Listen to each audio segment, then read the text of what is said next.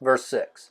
Then Yahweh passed by in front of Moses and proclaimed, Yahweh, Yahweh is God, compassionate and gracious, slow to anger and abounding in loving kindness and truth, who keeps loving kindness for thousands, who forgives iniquity, transgression, and sin.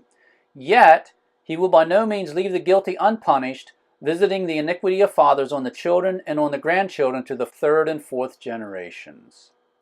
Notice the contrast we see in these verses. On the one hand, Yahweh himself declared that he was compassionate and gracious and slow to anger. But then we see the word yet. Even though Yahweh is compassionate and slow to anger, he does punish the guilty.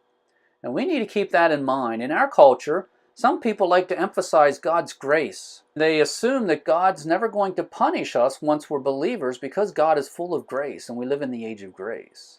Other people take the opposite approach. They think that God is very vindictive and he's going to punish them for the least little thing that they do wrong. What we see in these verses is there is truth to both sides.